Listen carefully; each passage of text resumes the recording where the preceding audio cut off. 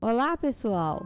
Conforme prometido, volto aqui para deixar minhas impressões sobre a Ducati Multistrada depois de rodar 5.000 quilômetros.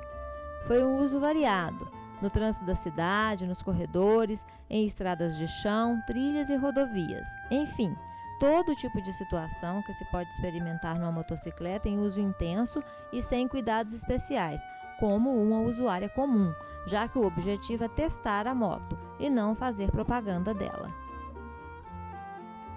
Eu acho que a moto é para te dar a liberdade de ir para onde você quiser e não para limitar você a ir onde ela pode chegar. Por isso, eu acho que não dá para falar em liberdade sobre a moto sem falar em moto todo-terreno com ampla desenvoltura nas estradas e cidades. Esta foi a principal razão de ter escolhido a Multistrada. É claro que não existe moto perfeita. Se você considerar as infinidades de usos que a moto terá ou poderá ter em sua vida útil, certamente terá dificuldades em escolher a que melhor atende às suas necessidades e a que lhe dará mais liberdade, não limitando você a certos tipos de uso. Deixando de lado a questão de preço, porque isso varia de acordo com a capacidade financeira de cada um, e a questão de roubo, um problema sério nas grandes cidades, onde as motos mais adequadas para o uso em assaltos são muito visadas, esta avaliação pretende ter um caráter exclusivamente técnico, focado nas qualidades e defeitos intrínsecos da Ducati Multistrada, vistos na perspectiva de uma usuária comum. Com mais de 240 kg com o tanque cheio, é uma moto que vai exigir algum preparo físico quando você tiver que tirar de uma vaga. Ou você planeja muito bem, o que nem sempre é possível ou prático, de forma a facilitar a saída, geralmente estacionando de ré, ou vai ter que estar com a musculação em dia a cada vez que tiver que sair de uma vaga manobrando desmontada, principalmente num aclive. Não é uma coisa assustadora, mas exige disposição. Num trajeto típico, tipo ir ao dentista no centro, dar uma passada na farmácia na volta e ainda no shopping, é tranquilo. Mas não é a moto que escolheria para entregar pizzas, ou, pior ainda, botijões de gás. Teria que ser a Mulher Maravilha, não é o meu caso. No trânsito pesado, ela vai bem, deixando até algumas pequenas para trás. Não é uma moto estreita a nível de guidão, nem curta, mas a agilidade do motor, sempre pronto para dar um salto em qualquer brecha que surja, dá muita segurança, mas exige perícia e atenção. O guidão alto facilita, passando por cima da maioria dos espelhos retrovisores dos carros, e colocar um riser melhora muito. Com uma moto pequena, você tem as dimensões a seu favor, mas tem que negociar com o acelerador e o câmbio toda vez que surgir um espaço livre e você quiser aproveitar, o que acaba deixando você mais tempo do que gostaria exposta à fúria dos motoristas e seus imensos e potentes carros. Eles também em busca de brechas para se livrar do trânsito. É muito desigual e você precisa de um motor com mais testosterona para inverter o placar. Se, numa emergência, você tiver que atacar um meio-fio e subir numa calçada ou lombada surpresa, pode ficar tranquila, porque a suspensão da Multistrada vai engolir este caroço sem engasgar. Exige um pouco de técnica e sangue frio, mas ela passa de boa. Pode ter certeza de que essas situações acontecem no dia a dia. E se estiver com a moto comum, vai dar confusão. Outra coisa ótima no trânsito é que ela muda de direção com muita facilidade. Não sei se pelo aro 17 ou pela configuração do motor em L, deixando um cilindro deitado e baixando o centro de gravidade, ou sei lá por quê, mas quebrar de um lado para o outro no trânsito é muito fácil com a Ducati Multistrada. E com o acelerador respondendo de imediato e com um vigor felino, dá até para curtir o engarrafamento, só não dá para piscar o olho.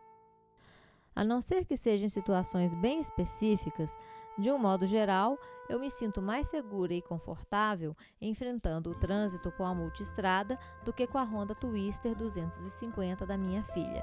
Isto é segurança ativa. As suspensões surpreendem e são um diferencial em relação à sua concorrente direta, a BMW XR1000. Com 170 mm de curso em cada roda, não chega a ser uma trail puro sangue, mas é muito mais do que as concorrentes e trabalha com eficiência surpreendente, mesmo em situações extremas. Você passa por quebra-molas, levanta a frente, vai em trilhas, anda forte na buraqueira das estradas de chão, sobe calçadas e nada de fim de curso. É muito bom e confortável as rodas copiarem o relevo do chão com competência, e isto é muito prazeroso e seguro. Até nas curvas mais ousadas em estradas ela vai firme, pelo menos até onde chega minha técnica e prudência. Em comparação com as motos que já pilotei, Twister 250, Teneré 250, Tiger 800, XT 600, dentre outras, ela é muito mais firme e estável nas curvas de estrada, mesmo com buracos e ondulações, permitindo até a correção de algumas barbeiragens sem muitos traumas. Ela obedece mais docilmente às intenções de mudar de trajetória ou manter o traçado, mas esta é uma impressão subjetiva e eu não sei explicar porquê. Talvez seja uma combinação de geometria de chassis, suspensão e distribuição de peso, sei lá, mas a sensação é bem real para quem, como eu, tem habilidades bem limitadas sobre a moto. Coisa horrível mesmo é a lubrificação da corrente.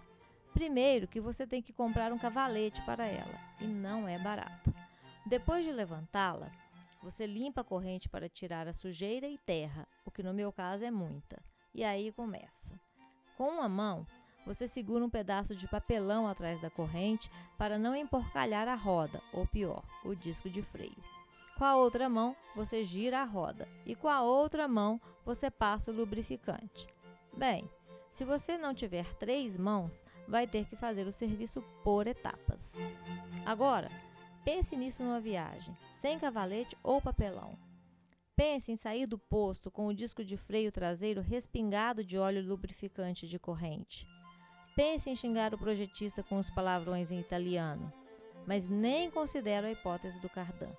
Além de acrescentar alguns quilos preciosos à moto, rouba-lhe potência, principalmente no caso de um virabrequim transversal, como é o caso da Ducati e qualquer moto, excetuando a pesada e muito larga BMW. Também numa viagem, você vai poder praticar seu repertório de palavrões em italiano quando tiver que usar a tomada para carregar seu celular ou GPS, que fica perto do guidão. É uma coisa obrigatória, já que numa viagem longa não há carga que aguente o celular ou GPS ligado direto. Acontece que a tomada fica na horizontal e a moto vibra ainda mais em velocidade com o vento. Resultado: você está pilotando a 120 km por hora, e eu juro que não passo disso, e de repente vê aquele carregador pendurado pelo cabo batendo na sua perna, prestes a se espatifar na estrada. Nem barato é. A moto não tem na frente uma entrada USB, só tem atrás, debaixo do banco. E eu fico imaginando quem foi o gênio que teve essa ideia. Um adaptador para a tomada USB custa, na pechincha, uns R$150 e eu já perdi um. A gente tenta de tudo, faz gambiarra, abre o contato do carregador para ele entrar mais justo, reza, mas a Ducati acha que assim está legal. Vai entender. Será que é difícil mudar? Afinal, esta moto é feita para reinar nas estradas. Seu conforto, segurança e desempenho é o que de melhor já experimentei em quase 20 anos de motociclista. É nas longas estradas que ela faz valer cada centavo dos muitos milhares de reais que ela custa. Ficar sofrendo com a bobagem desta é decepcionante. Outra coisa é o mostrador de combustível e a medição de consumo pelo computador de bordo. Vai deixar você com sintomas de TPM em grau máximo. Com um tanque de 20 litros e um consumo indicado no painel de cerca de 20 km por litro, andando dentro da lei, a matemática lhe informa que serão uns ótimos 400 km até acabar a gasolina. Mas o painel não quer saber de matemática.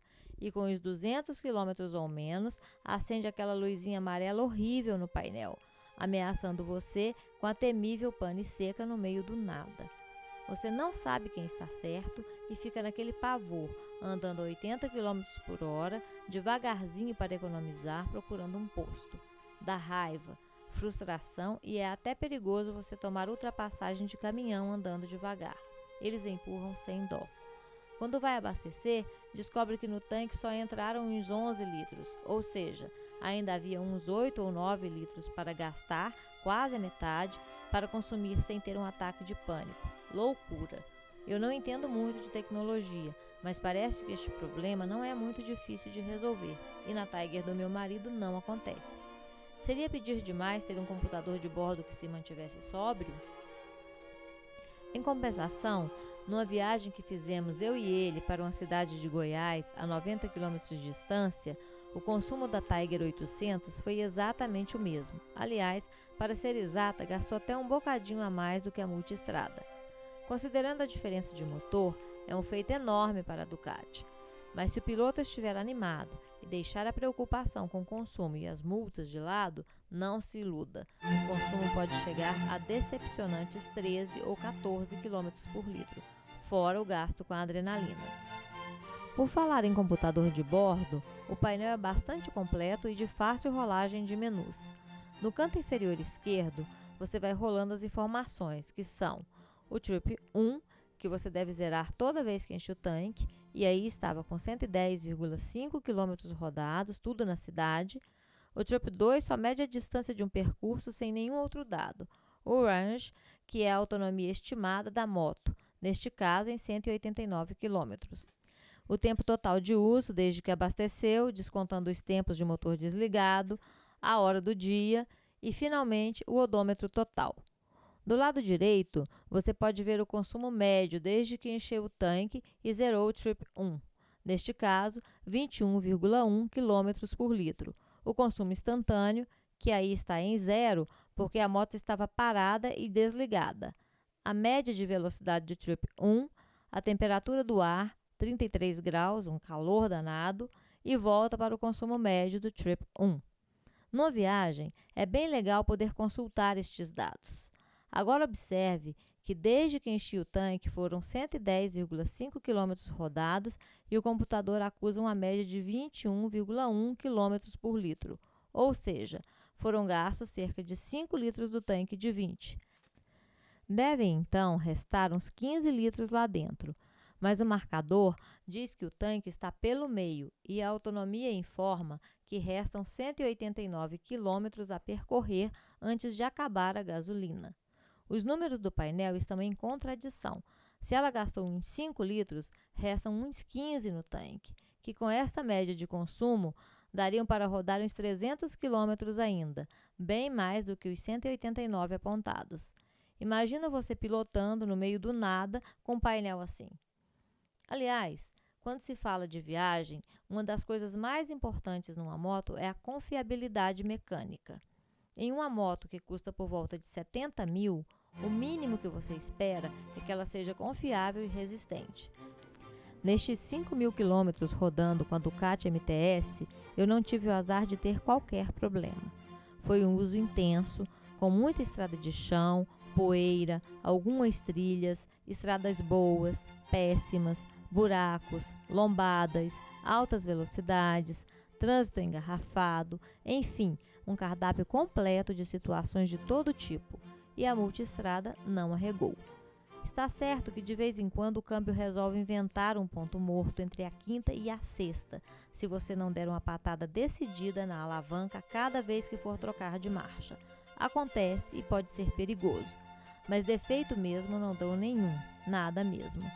Tudo funciona com perfeição e espero que continue assim até a próxima revisão com 15 mil quilômetros. Afinal, temos o direito de esperar que ela corresponda em qualidade à fama Ducati e ao preço que cobra. Estamos de olho. Outro ponto negativo são as pedaleiras do piloto, curtas demais para o tamanho e o uso da moto. Acabam obrigando a ficar com a bota muito encostada no quadro e dão pouco apoio. Resultado? O quadro fica arranhado com a marca de bota em pouco tempo de uso. Colocar uma pedaleira maior pode custar uns R$800 ao seu bolso. Vai a dica para a Ducati melhorar na próxima versão. Uma coisa muito legal de verdade é a chave presencial. Pode parecer pouca coisa, mas o que é bom vicia. Você simplesmente deixa sua chave na mochila e pronto. É só chegar perto da moto e ligar. Quando sai, é só desligar a moto num botão, travar o guidão no mesmo botão e ir embora. Aquele negócio ultrapassado de esquecer a chave na ignição ou ter que pendurá-la no pescoço ou guardar na bolsa ficou chato. A modernidade é isso aí. Depois que habitua, é difícil ficar sem. Porém, ainda tem que usar a chave para abrir o tanque e abastecer. É chato. Com um motor de 1.200 cm3, se ficar parado muito tempo debaixo do sol, num dia quente, o calor vai subir. No centro de Goiânia, onde estive a última vez para assistir ao Superbike, o mostrador acusou 105 graus de temperatura, debaixo de um sol de meio-dia, parando em 300 sinais de trânsito a cada quilômetro. A minha perna sentiu e incomodou um pouco. Eu nunca tentei, mas acho que não dá para sair de chinelo e bermuda e encarar um trânsito parado com um sinal a cada 50 metros, debaixo de um solzão brasileiro de verão. Tem que andar sempre bem protegida. Por falar nisso, eu acho que a segurança é a maior aliada do prazer de pilotar moto. E a primeira coisa que devemos fazer antes de subir numa moto é cuidar da nossa segurança passiva, porque moto não tem airbag, cinto de segurança ou uma carroceria para nos proteger. Por isso, eu acho que nunca, mas nunca mesmo, se deve sair de moto sem estar com bota, protetor de coluna, jaqueta com proteção nos ombros e cotovelos, luvas e, é claro, um bom capacete fechado. Pode parecer muito, mas qualquer tombo bobo pode acabar por um bom tempo com a sua diversão se você não estiver equipado. Não vale a pena arriscar. É claro que não é prático ou elegante você chegar ao banco ou ao shopping com todo aquele equipamento de proteção, mas também não é nada elegante ou prático você chegar num hospital com o cotovelo quebrado ou a rótula deslocada num tombo à toa. Leve uma bolsa ou mochila grande para guardar tudo e poder entrar no trabalho ou no shopping linda e arrasando. É como andar com cinto de segurança. Depois que a gente habitua, sente falta se não usar. O medo de cair sempre é o melhor conselheiro. Agora que estou virando a barreira dos 5.000 km com a minha Ducati multistrada, estamos passando aquela fase do romance cheio de hormônios escondidos no punho direito e chegando à maturidade de uma relação estável. Até aqui, ela tem sido irrepreensível, sempre fiel. Dá-me muita segurança nas situações mais difíceis, muito conforto nas jornadas mais longas, previsibilidade quando preciso e, acima de tudo, muito responsável. Eu acelero e ela responde no ato. Vamos ver como ela se comporta nos próximos 5.000 quilômetros. Se você gostou, volte aqui que eu vou te contar. Beijinho a todos e a todas.